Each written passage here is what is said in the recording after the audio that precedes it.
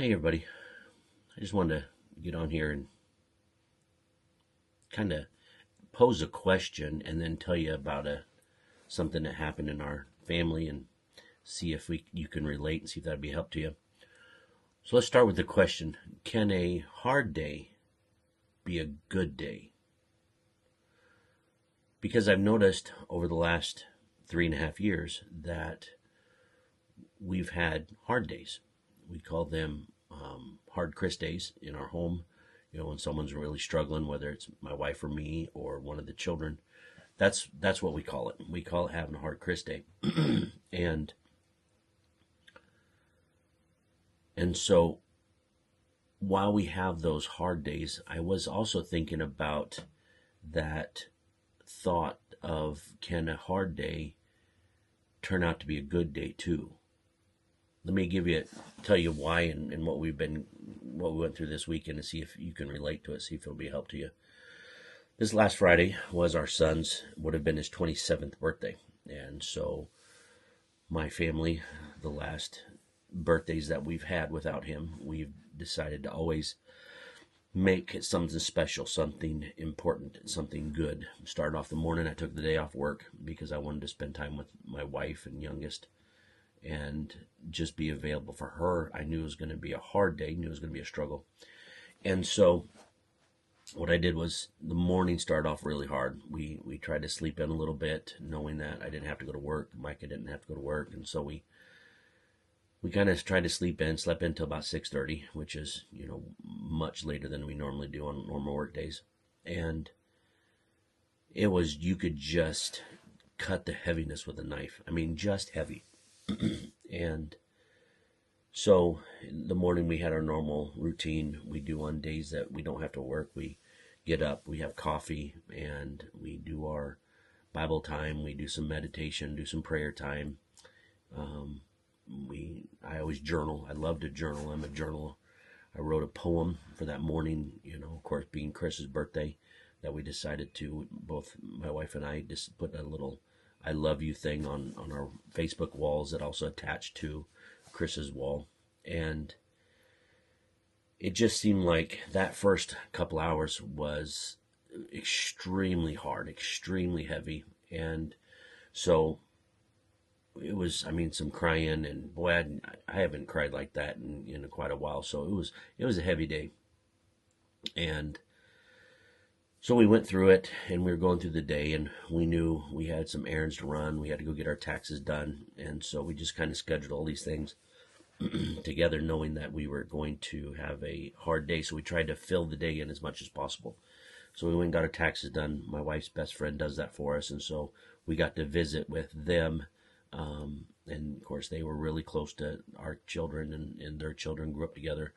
So it was good to sit and talk and go over some fun stories and things like that. And so we did. Then from there, we went and visited my mother-in-law. We bought her some clothes, and of course, when I say we, I mean my wife. And so we gave those over to their house and spent some time with my in-laws. Left there, went and got some lunch, got a pizza, and just kind of spent some time together, just a little bit sober, and just kind of tried to fill the day with busyness, knowing that that evening we were going to take all the children and their significant others out to supper. We were going to go to a restaurant, a nice restaurant, and just kind of celebrate the day and the time together, which is what we normally do. We normally try and have a special meal and, just think about Chris, have some memorial or thought about him, just kind of make it try and make it a good day. And so we really worked hard on that. We really struggled to just get through the day. And I posed the question, can a hard day be a good day? Because I've noticed that as the day went on, as we kept ourselves busy, yes, we had in the back of our mind, we had that, that dull ache you get right about here. We had that. And we made it through that. And it was always there. And we always, every now and then, my wife and I, we give each other, that look that we're hurting. And, we would encourage one another. We'd help each other. And then I got a phone call from a connection of mine, and it's a gentleman who does a ministry like my wife and I are working toward wanting to do, and just a wonderful, encouraging, hope-filled conversation where we were able to talk to him, and he was very helpful. And just he said, whatever you need for resources, he said, I'm here for you. He said, let's connect with emails and phone and everything. So we got that connection, just encouraged one another. I was encouraging him in what he's already done.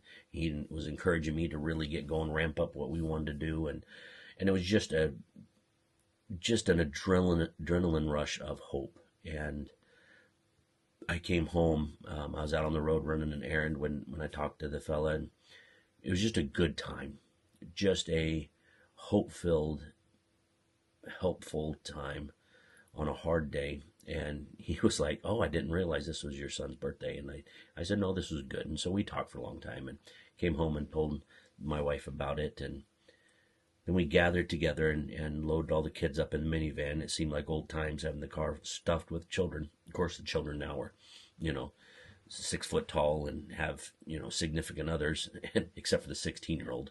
She's, 3.5 foot tall, and she doesn't have a significant other. That's not allowed for at least 5 more years. And so we went out to dinner and went to a nice restaurant. And as we were sitting at the table, I had my dear wife on one side of me, wife of 30 years. And then to my left was our firstborn child. And she was sitting next to me, the strength of my life, my firstborn. And beside her was her boyfriend. Across from me at an angle was our thirdborn son, and next to him was his fiancée. And then across from me directly was our youngest, our 16-year-old daughter. And then, of course, at the end was the empty chair for Chris. And I sat there, we all had some good conversation, and, we were just chatting, and they had some bread, and then, everybody was nibbling on the bread and talking, and dinner came, and just joking and about silly things and about good things. And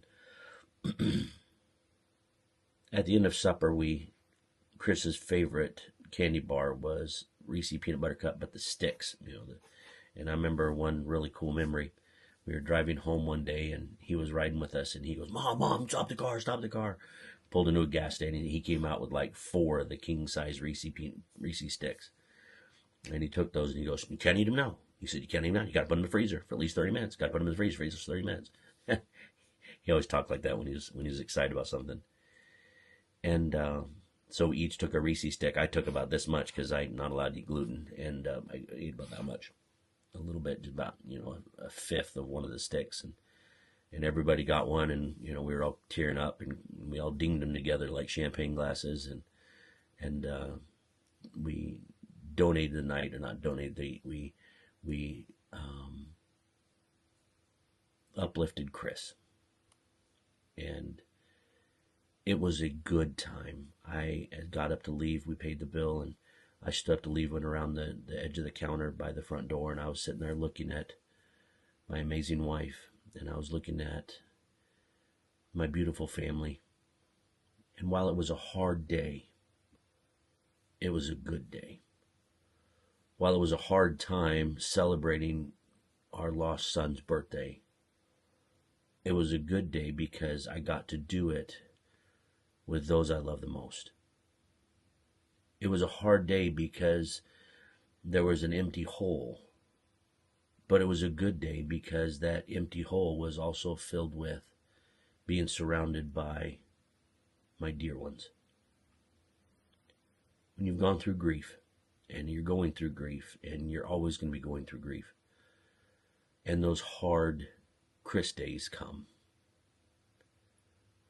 can I encourage you that the hard days can be good days? The hard days can have some blessing and joy and wonderment in them. So if I could just be an encouragement to you today, you might be having a hard day, and let it be a hard day. That's okay. I remember in church this morning, a lady was giving a testimony about a lost family member, and she goes, I know this may seem weird, and she told her testimony, and I called her by name, and I said, that's not weird. That's good. And that's okay. It's okay to allow the hard days to be good days too. Was Chris not at his birthday party? Not physically, but he was there. Was the family together celebrating and enjoying each other's company over some good food and fellowship and that close, intimate family fellowship, just being together? Yeah. So while it was a hard day, it was a good day. We left the restaurant and we're walking down the hill toward the cars, and I looked in front of me, and scattered out toward in front of me was the fourth and the third and his fiance and the firstborn and her boyfriend. They were just laughing and goofing off walking down the hill, and my soul was flooded with joy because it was a hard day. It was a good day. I hope that's a help to you. I just want to tell you that story. I thought that would be